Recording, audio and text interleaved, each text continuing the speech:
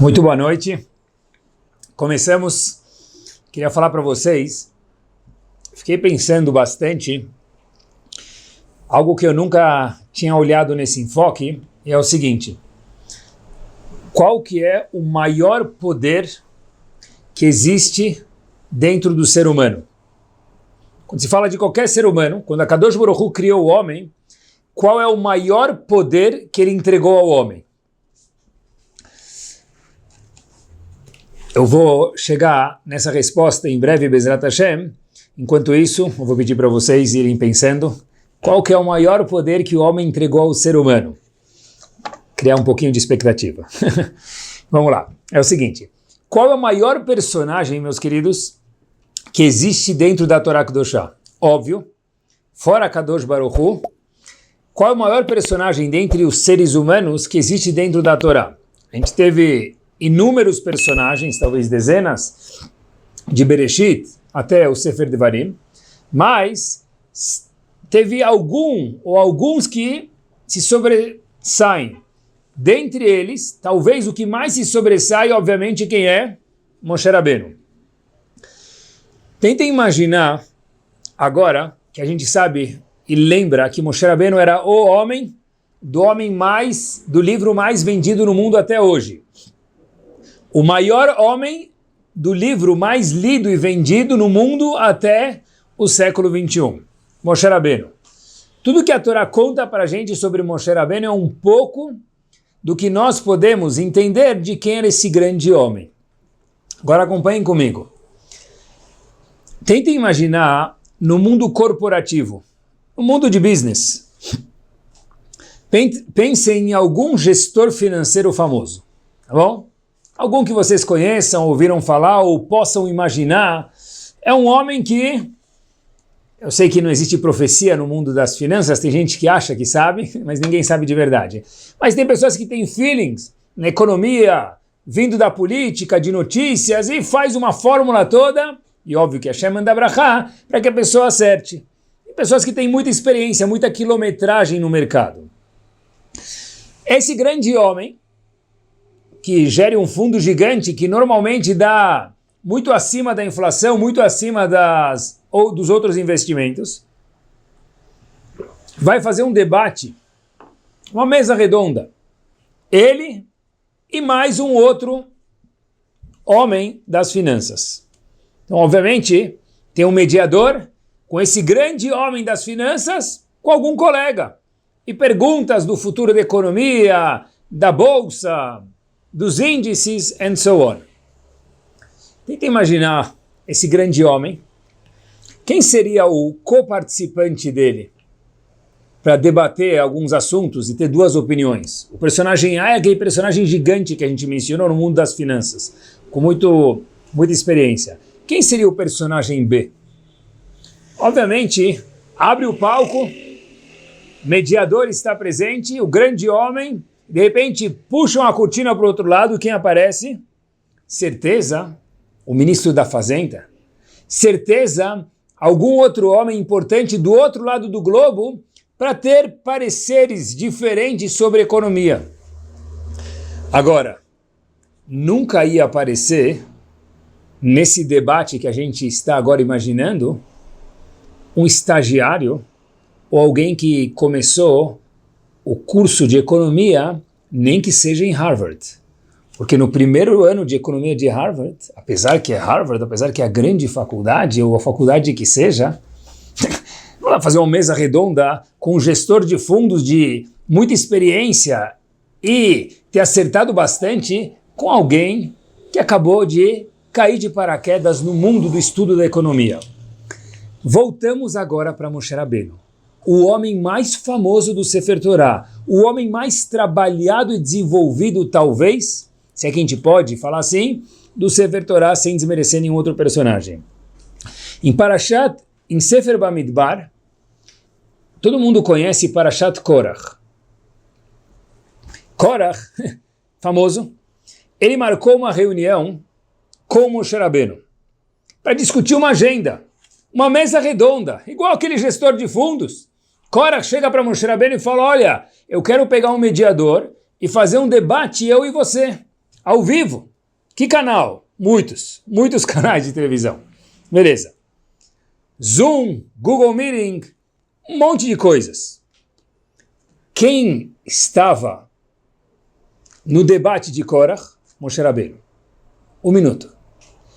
Para ter um debate do grande homem, do maior homem do Sefer Torah, Moshe Rabbeinu, com um outro homem, e esse homem ser Korach, tem que ser que esse tal de Korach tem um naipe muito alto. Porque da mesma forma que a gente falou, que um gestor gigante de fundos não vai sentar num debate com alguém que acabou de entrar em uma faculdade ou alguém que é um estagiário que está recém começando a sua vida de business. Da mesma forma, óbvio, Leavdil, não é possível que Moshe Rabbeinu ia sentar na mesa com alguém pé de chinelo. Tinha que ser um homem muito capacitado, próximo do naipe, do nível de Moshe Rabbeinu.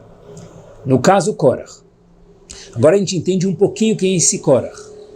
Korach chega com mais 250 assessores. E a plateia, quem era, no caso, assistindo o debate, a mesa redonda? Todo o Bnei Israel. Todo o povo. Para que o povo inteiro queira assistir o debate de um homem gigante contra outro homem, tinha que ser que esse outro homem, no caso Korach, que estava indo contra Moshe Rabbeinu, tinha que ser gigante. Porque se não fosse, não ia ter graça. Não ia dar nenhuma audiência. E começa a mesa redonda. E teve plateia. Inclusive, Moshe Rabbeinu, em um momento, para e fala para Hashem, por favor, não esquece de aceitar as minhas tefilot, e que eu esteja certo. E Moshe Rabbeinu vai e traz um korban para Hashem, uma oferenda para Hashem, para que Hashem não aceite a oferenda de Korach. Só para a gente entender quanto grande era esse homem Korach. Agora, quem era ele de verdade, pessoal? A gente já começa a ter uma foto um pouco mais nítida de quem é esse homem. Normalmente a gente olha para Korach, ensinam para a gente na escola sobre Korach, talvez na idade que a gente tinha valeu a pena, mas agora que nós somos mais adultos, a gente merece uma foto mais nítida de Korach, com mais pixels. Korach, a gente normalmente desenha ele como um homem mal encarado. Aquele homem de óculos escuros, bravo, não sério, bravo, calça no joelho, aquela moto com escapamento furado, som alto, escutando um rap, esse era Korach.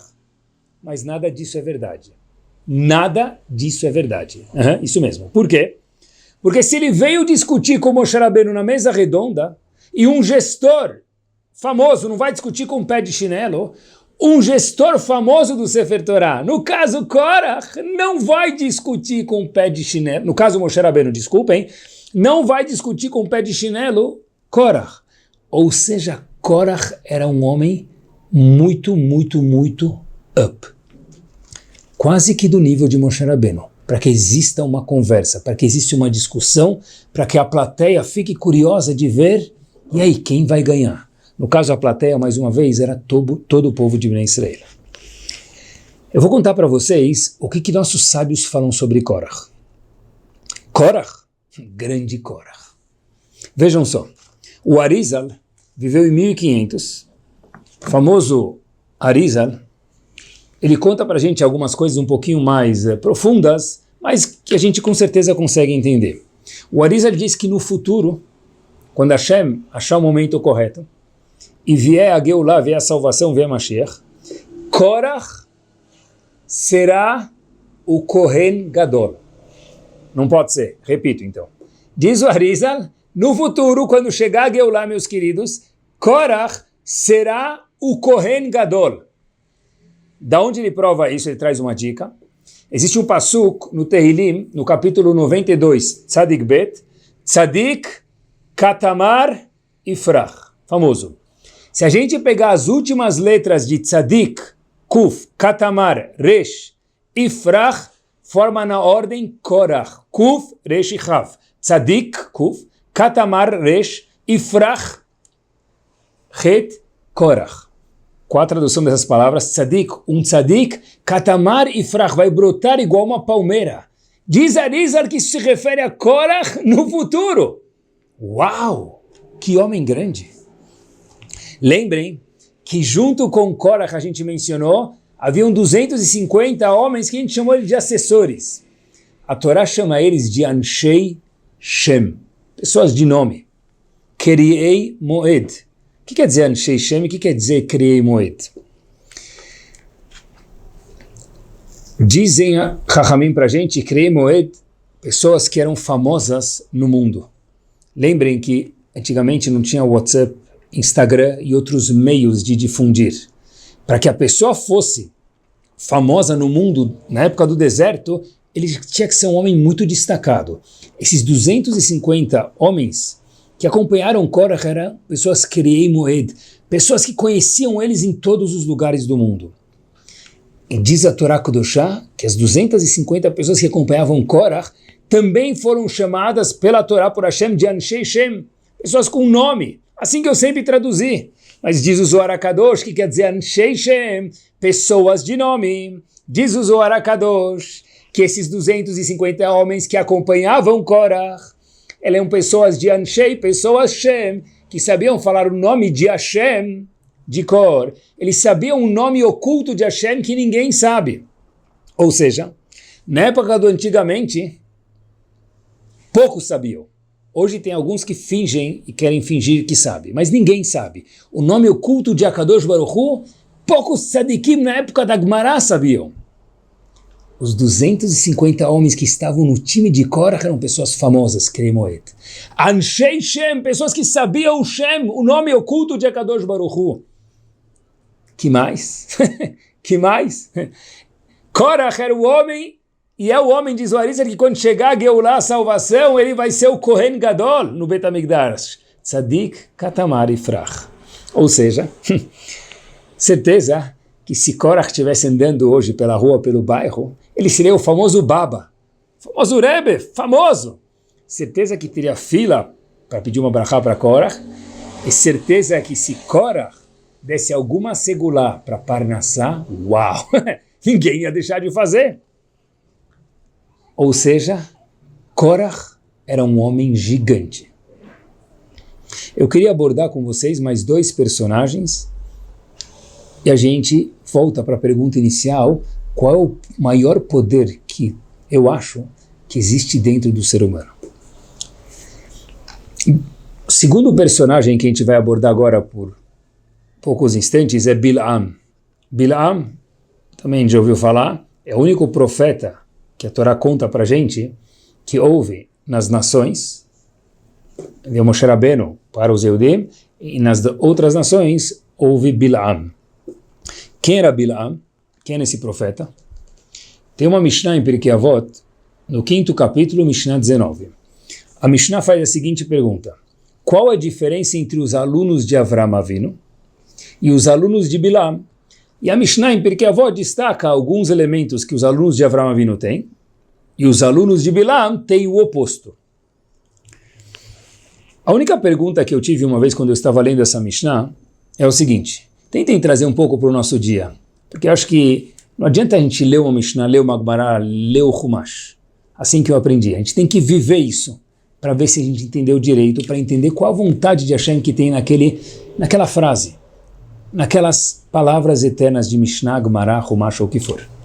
Então, tentem imaginar que a gente abre uma Mishnah hoje em dia, e me permitam, com respeito, e a Mishnah pergunte qual a diferença entre os alunos do Chazon Ish e os alunos de Hitler.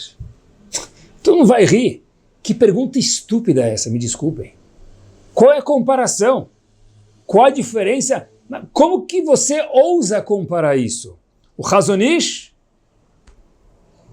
um gigante, com um homem que cometeu uma atrocidade que não dá nem para repetir, nem imaginar. Que ridículo. Qual a diferença? Qual é a semelhança para que haja uma diferença? Como então a Mishnah em Pirkei Avot questiona qual é a diferença entre os alunos de Bilam e os alunos de Avram Avinu? E a Mishnah descreve as diferenças. Mas qual a comparação para que haja uma diferença? É que nem a gente pergunta qual a diferença entre uma cadeira e uma galinha. Não tem nem comparação. Eu posso comparar uma cadeira grande com uma pequena. Eu posso comparar uma mesa grande com uma pequena. Mas nunca vou comparar uma cadeira com uma galinha, porque não tem nem método de comparação. E se a Gemara, se a Mishnah em Pirkei Avot compara Bilam com Avram Avinu, tem que ter algum ponto, algum denominador em comum. Quem era Bilam? Nós chamamos ele de Bilam Arashá, o perverso. Mas Bilam, a Torá Kedoshá conta pra gente, Yodea Da'at Elyon. Bilam, ele entendia de alguma forma, a Gemara explica isso um pouquinho melhor, mas ele entendia de alguma forma Da'at, o pensamento de Akadosh Baruch Hu. Pessoal, quem entende o pensamento de Akadosh Baruch Hu? É para poucos. Bilam era esse homem. Muitos acham que sabem, mais uma vez, e poucos no passado já sabiam. Bilam era um homem que a Torá testemunha sobre ele, Hashem testemunha, Yodea conhecia Da'at, o pensamento, a vontade, Elyon, de Hashem. E como Bilam é chamado Bilam Arashá? Nós vemos então dois personagens so far. Korach, que a gente viu coisas novas, e Bilam, que a gente também viu coisas novas sobre ele. São personagens grandes. Korach, um gigante. Bilam, outro personagem em destaque. Eu queria ver somente mais um personagem e aprender algo junto com vocês. Existe um personagem que todo mundo conhece, mas eu queria contar para vocês alguma história que talvez a gente não conheça. Onde consta essa história? Se nós olharmos nas Mishnayot, em Masechet Kiddushin, no fim, no último capítulo, no quarto capítulo, na Mishnah 14, existe um dos comentaristas sobre as Mishnayot, é chamado Tiferet Israel. Lá ele traz um episódio muito interessante. A Mishnah nem está falando sobre esse personagem, mas ele entra no assunto da Mishnah e desenvolve sobre um personagem que nós conhecemos, mas não essa parte da história. Havia um rei, assim conta o Tiferet Israel, lá nas Mishnayot e Masechet Kiddushin, mais uma vez, que ele gostaria e queria conhecer um personagem. Ele queria conhecer melhor. Ele já tinha ouvido falar, já conhecia um pouco, mas queria conhecer melhor. Esse rei foi para alguns artistas que desenhavam muito bem. Esses homens olhavam para a pessoa, existe uma sabedoria isso, e desenhavam a pessoa, não só a fisionomia externa, mas conseguiam interpretar a parte íntima da pessoa. Eles desenhavam alguém que era uma pessoa generosa de uma forma que, olhando para o desenho, já sabia que essa era uma pessoa generosa, ou avarenta, ou gentil, ou calma, ou brava, e daí por diante referente às midot. O rei fala, eu quero que vocês desenhem para mim aquele homem. Os desenhistas falaram, claro, averiguaram e começaram a desenhar quem era aquele homem. Desenharam um homem com muitas falhas de midot, de características pessoais, rude, malvado, uma pessoa não boa. O rei pega o desenho, chama aqueles desenhistas num tom muito severo e muito bravo, fala para eles, vocês estão tentando me enganar? Os desenhistas falaram, não, cada um de nós usou dos nossos melhores dons, Senhora Majestade, para desenhar esse personagem, e o desenho é autêntico, esse é quem ele é. O rei, assim explica o comentarista nas Mishnayot, chama o personagem, no caso, Moshe Rabbeinu, e mostram o desenho para Moshe Rabbeinu, daqueles desenhistas que todos desenharam Moshe Rabbeinu de uma forma muito similar, apesar que cada um estava num local diferente desenhando.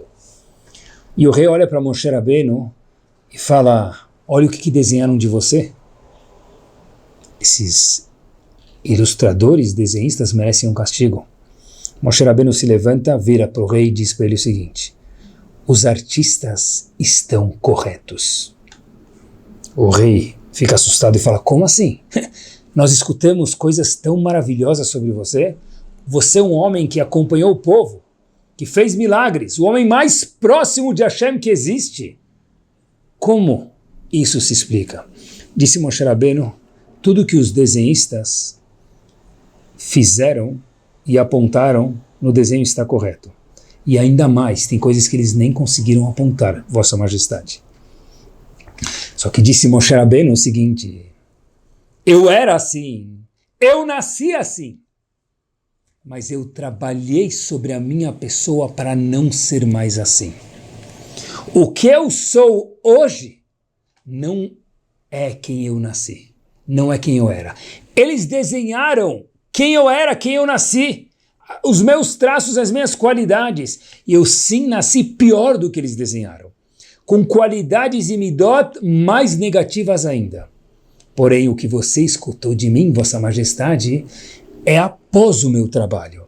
É após aquela musculação interna de trabalhar as minhas midot. E de fato, hoje, eu não sou desenho, mas os desenhistas não erraram. Se fosse a mesma pessoa, até hoje, de nascença, só um pouco mais velha, mais careca, mais corcunda, menos corcunda, mais barriguda ou menos, eu seria essa ilustração mesmo, disse Moshe Rabbeinu para ele.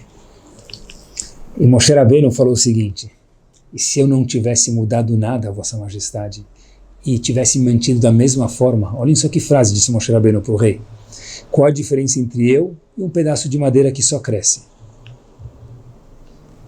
que não tem a capacidade de alterar as suas midot para o melhor?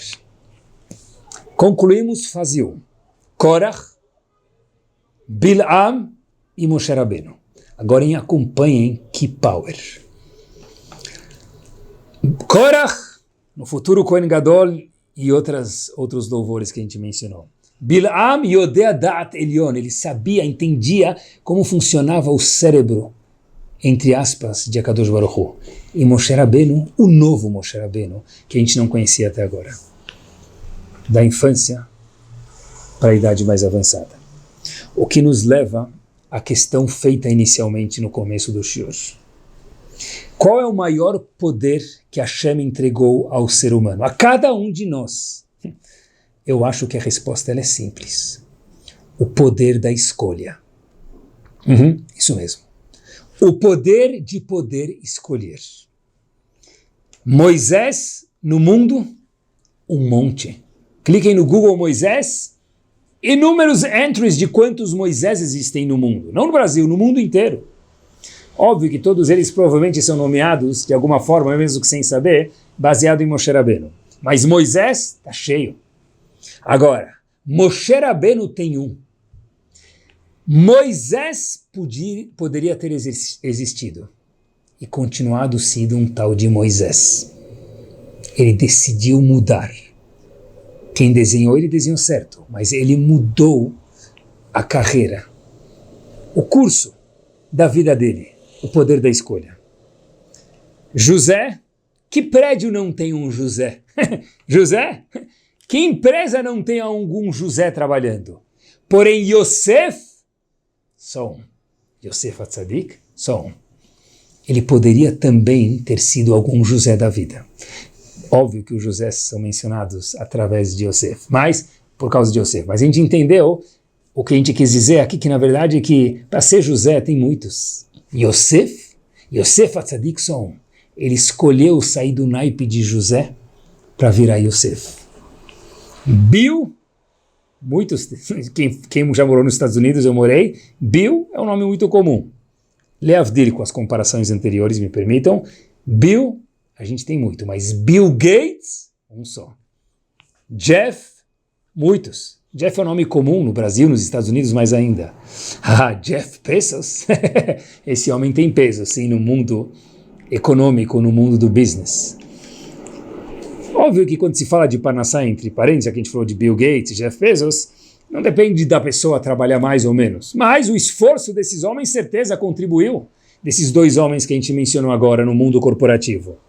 Bill poderia ter se mantido um Bill, se quisesse dormir, se esforçar menos e ficar descansando muito tempo no churrasco, nas diversões e daí por diante. Jeff também poderia não ter sido se transformado em Jeff Bezos, se ficasse na moleza.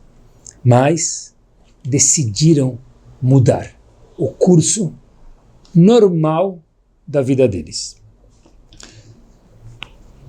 Mas quando se trata de Bill Gates e Jeff Bezos e outros, obviamente com todo o mérito atribuído a eles, isso tudo termina muitas vezes em fotos, em kavod, em honra, em fama, em poder de oratória, mas é finito.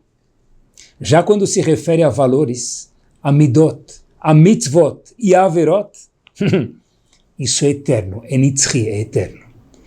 Ou seja, muito mais do que no mundo corporativo, as oportunidades de escolha são marcantes, porque elas, no mundo da Torá Kedoshá, se transformam em eternidade. E eternidade é mais do que muito tempo. Eternidade é o muito tempo, algo a mais, isso é eternidade. Existe uma frase que aparece na Gemara algumas vezes, Akol bidei shamayim, chutz meirat shamayim, uma frase famosa. Tudo está nas mãos de Akadosh Baruch Hu. Tudo. Se a pessoa vai ser alta, baixa, comer pouco e engordar, comer muito e não engordar, trabalhar pouco e ganhar muito, trabalhar muito e ganhar pouco, bonito, feio, careca, cabeludo, umas coisas dá para plantar cabelo hoje em dia, mas as características básicas não dependem muito da gente. A Kadosh Baruch Hu viu na sua sabedoria amor que assim é melhor para cada um de nós, para nem chamar de cada um de nós. Mas a kol bidei shamayim, tudo isso está nas mãos de Hashem. Óbvio que a gente precisa fazer o nosso esforço. Chutz, exceto uma coisa, irat shamayim. Eu acho que é isso que é o sentido dessa frase. Tudo está nas mãos de Hashem. A única coisa que está nas nossas mãos é o poder da escolha, de se transformar de Moisés para Moshe Rabbeinu, de José para Yosef. Tudo tem um limite pre-approved. Cada um de nós, quando nasce com um cartão de crédito pré-aprovado. A gente pode trabalhar e pedir para Hashem para atingir o nosso nível máximo. Mas o nível máximo já foi definido pelo banco lá em cima, em muitos quesitos. No que se refere a caráter, no que se refere a midot, a mitzvot e a averot, nada, zero. Não tem limite nenhum pré-estabelecido. Depende do shur de hoje. Nossas escolhas. Cada dia é uma escolha. Escolha não é uma escolha de criar um hospital, de abrir uma yeshiva. Cada dia é uma escolha. Cada dia que eu decido fazer algo, ou deixar de fazer algo errado, ou fazer algo certo, é uma escolha.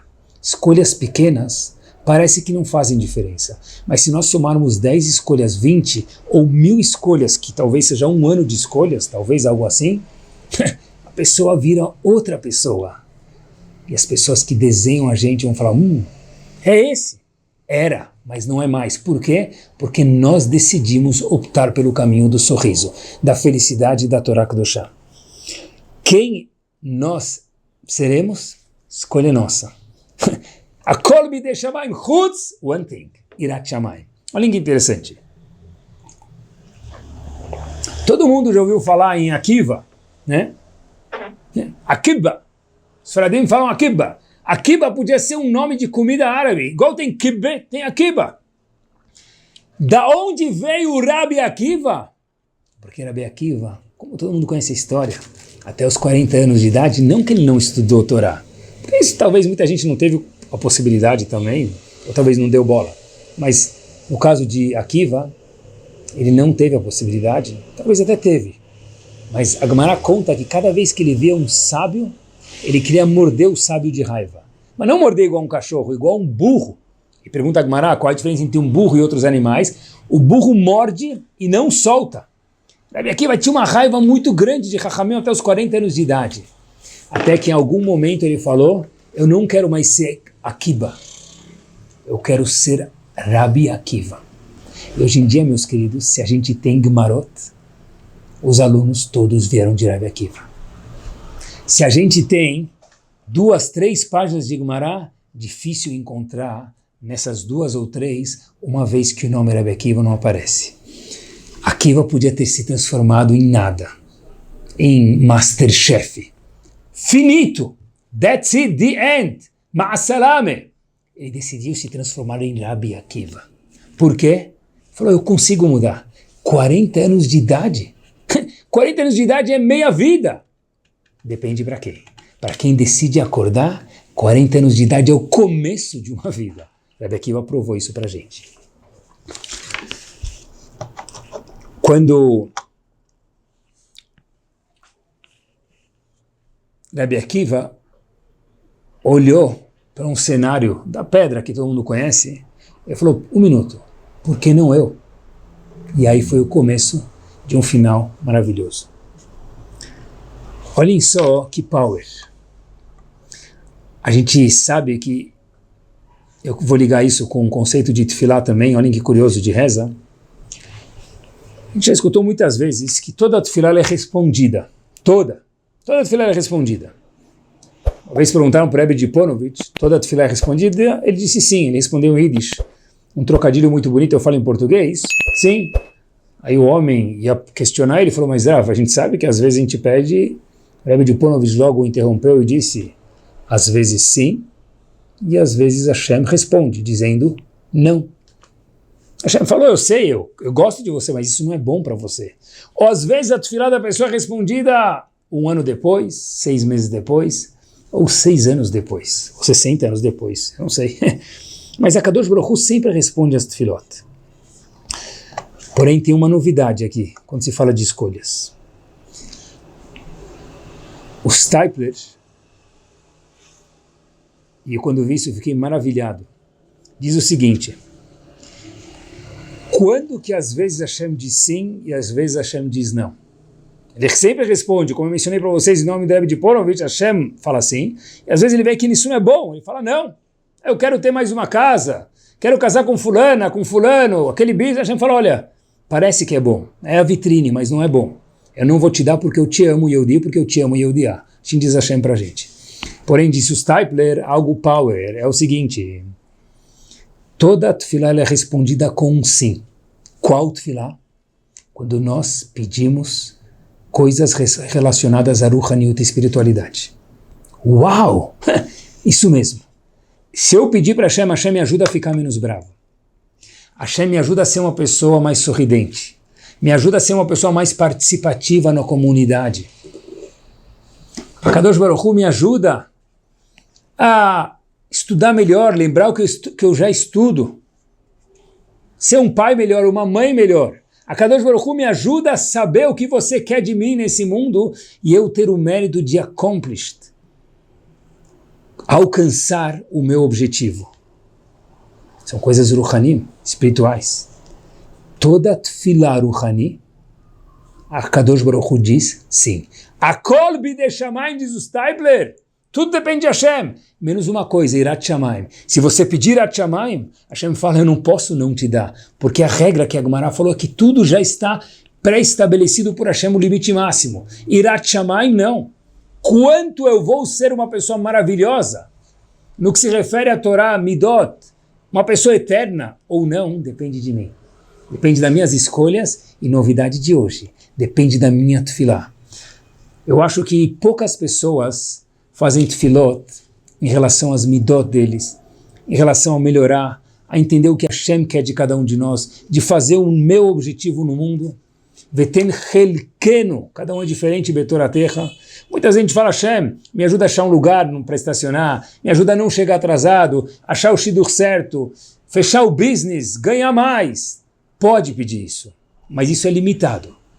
A única coisa que ela é ilimitada, e não é Federal Reserved, guaranteed, é Leavdil HaKadosh Baruch Hu guaranteed, é pedir para ser uma pessoa melhor. E óbvio que tentar se esforçar. O mundo do potencial pertence a Kadosh Baruch Hu. Repito, o mundo do potencial pertence a Hashem.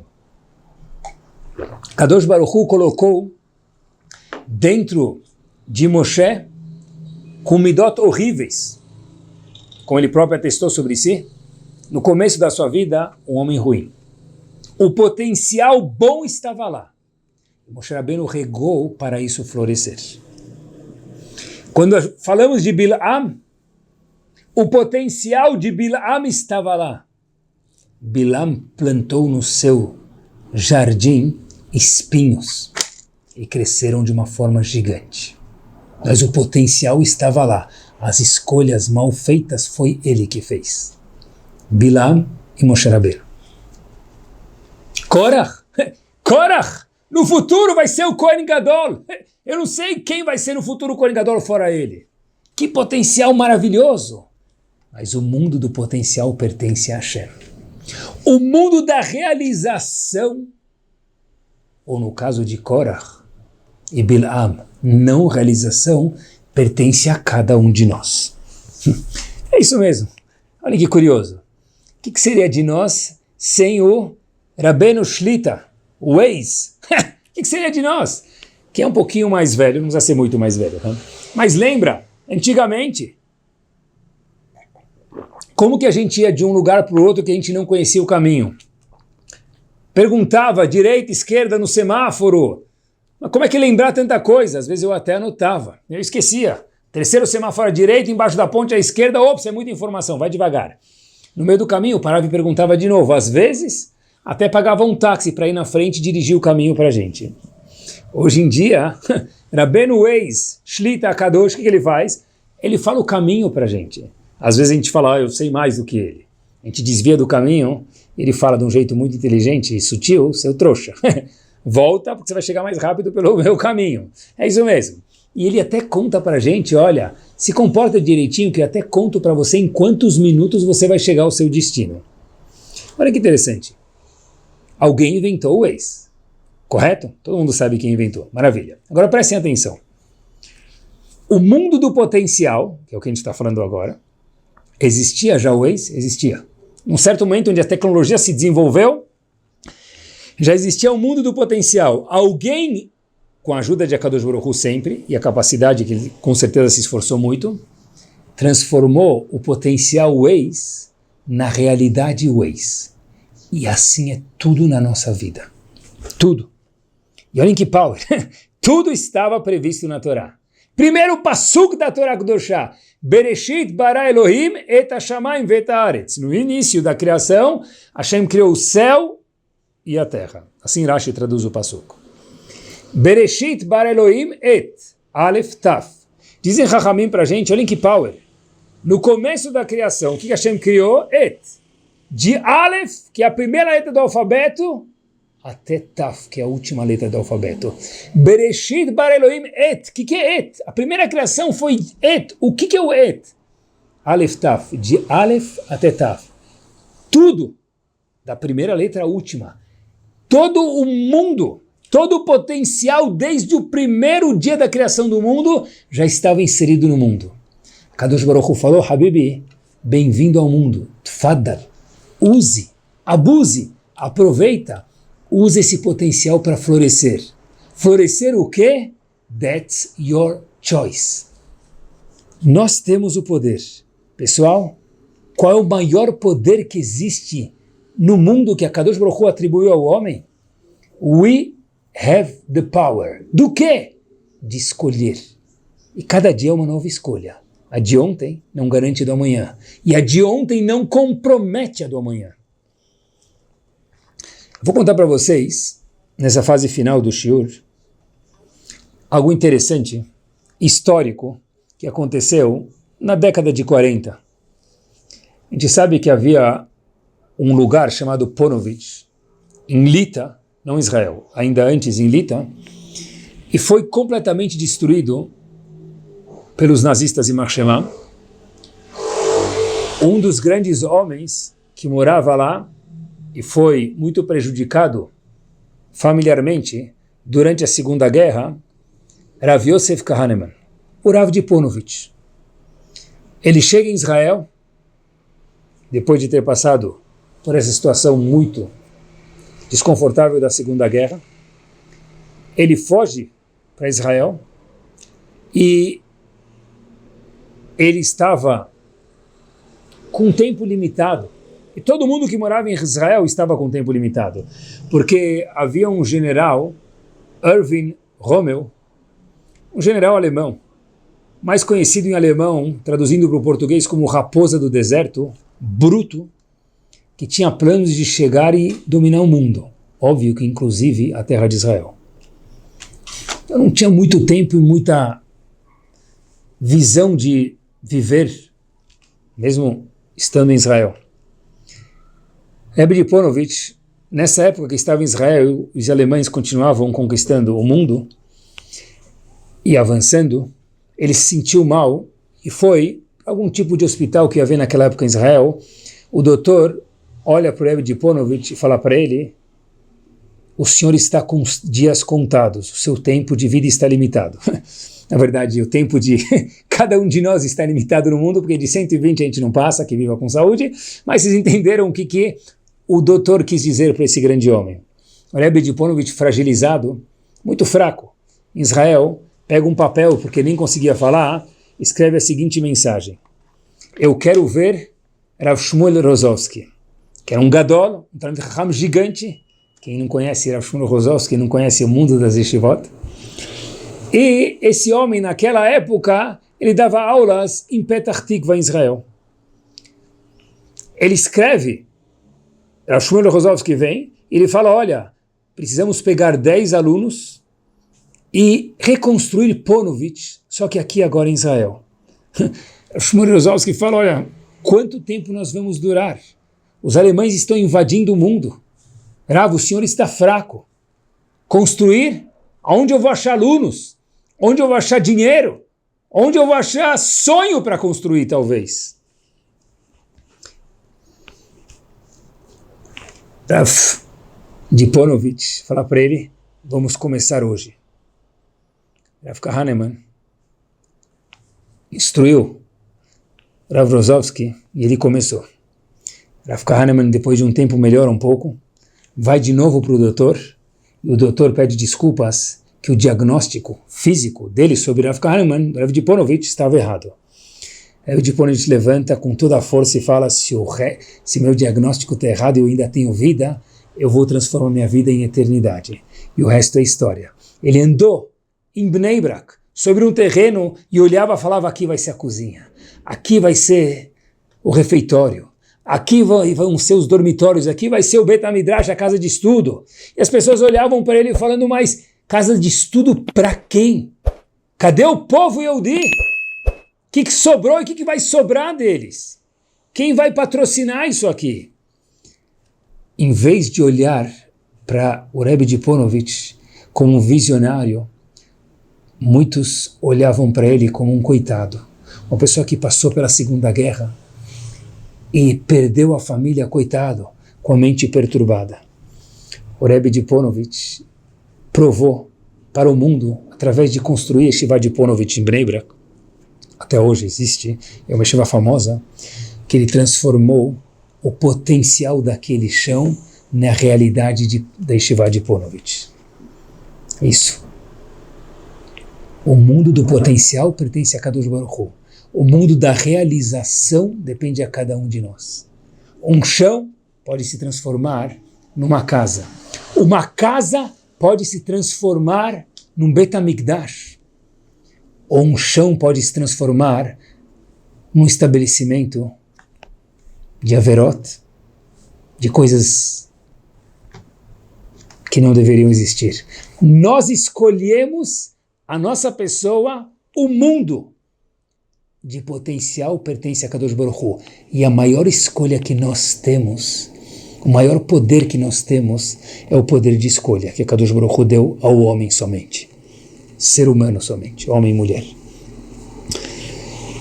Muitas vezes, e com isso a gente vai terminando o shiur, cada um olha, a gente escuta às vezes dos jovens, olha, eu sou assim porque meus pais são assim, porque meus avós foram assim, porque minha situação foi assim, eu não tive o privilégio de estudar em tal escola, com tal formação, tanto shiurim, tanto desenvolvimento tecnológico, and so on. Se eu tivesse, Kadosh Baruch Hu interrompe a frase e fala, Habibi, se eu tivesse, não. Você tem. You have the power. Hashem fala, você tivesse? Cada dia é um dia. E cada dia está na nossa escolha em transformar isso em eternidade. Pode fazer tefilá sobre coisas monetárias, deve, porque Hashem quer escutar a gente. Mas pessoal, pede para Kadosh Baruch Hu, Hashem me ajuda a entender qual é o meu propósito nesse mundo, me ajuda a ver as ferramentas que eu tenho para externalizar isso. Me ajuda, Hashem, a ser uma pessoa melhor. Essa tefilá de Shil Steipler nunca é negada. E qual é o maior Yetzer Hara que existe hoje em dia? Qual é o maior Yetzer Hara que existe hoje em dia? Gostaria que vocês pensassem durante 5 ou 10 segundos. Qual é o maior Yetzer Hara que existe hoje em dia? Muitos pensarão isso, aquilo, internet. Meus queridos, tudo tem benefícios e malefícios. Mas o maior Yetzer Hara que existe hoje em dia é de Reb Tzadok, já 200 anos atrás. E cada vez mais atual isso. Reb Tzadok HaKohen Milublin disse o seguinte: o maior Yetzer Hara que existe hoje em dia é: você não consegue. Você não é capaz. Quem é você para tentar fazer isso? Quem é você para tentar terminar uma Gumará? Quem é você para tentar mandar seus filhos para aquela escola e que eles cresçam no mundo de Torá e de Midot? Quem é você para achar que você pode cumprir melhor Shabbat? Reb Tzadok HaKohen, o maior Yetzer Hara que existe, 1800 já, vezes 1000 para o século 21, é pensar o seguinte: quem já sou eu? A navá, humildade disfarçada, a humildade falsa e tola. Quem sou eu? Quem é você? Sabe quem é você? Sabe quem somos nós? Você escolhe. Você escolhe quem é você. Você decide quem é você. José ou Yosef. Moisés ou Moshe Rabbeinu. Zé Ninguém perdeu. Korach, você perdeu. Vai no futuro ser Kohen Gadol para mostrar para todo mundo o potencial que havia dentro de você. Bilam, Yodea Dat Elion, entende a Kadosh Baruch Hu, hoje é Bilam Arashá. É isso mesmo. Pior, disse Reb Tzadok, do que a verá própria, pior, óbvio que cada verá machuca a Kadosh Baruch Hu e cada mitzvah faz cócegas, kaviachol em Hashem, mas pior do que a própria verá, disse Reb Tzadok, é esse sentimento que eu não consigo. Eu não sou capaz, porque meu pai, porque minha mãe, porque a minha comunidade, porque... Só não é capaz quem não sabe que tem o poder de escolha. E talvez, só para a gente lembrar do conceito do shiur, da escolha e do mundo do potencial para o mundo da realidade, com essa frase a gente termina, nós falamos todos os dias no Ashrei Yosh Bebetecha 3 vezes por dia. Os faradim até fazem assim, param, segurar a parnassá, Poteach et yadecha, Hashem, please, s'il te plaît, Poteach et yadecha, Kadosh Baruch Hu, abre tuas mãos, umasbia, satisfaz, preenche, enche, lota, transborda, lechol chai, para cada ser humano, para todo ser humano. O que? Ratzon, vontade. Porque se nós tivermos vontade de verdade, Poteach et yadecha, Hashem, por favor, umasbia lechol chai, entrega para cada um de nós. Cada um tem que fazer tefilá por si próprio também. E óbvio que pelos nossos irmãos. O que? Mas Bialechol Chai o quê? Ratzon, vontade. Acreditar em si próprio para poder ser uma pessoa magnífica, uma pessoa eterna. E como disse o Rebbe de Ponovitch, andando naquele terreno vazio, baldio, onde depois se transformou no Yeshiva de Ponovitch, e com essa frase nós terminamos: estou sonhando com uma Yeshiva, mas não dormindo. São homens que mesmo quando sonhavam acordados. Que possamos sonhar, crescer, pedir para Kadosh Baruch Hu e cada dia ficarmos maiores e maiores e maiores, e cada um de nós se transforme num pedestal maravilhoso de Midot, de Mitzvot, nesse mundo e de eternidade. Semana magnífica a todos. Muito boa noite.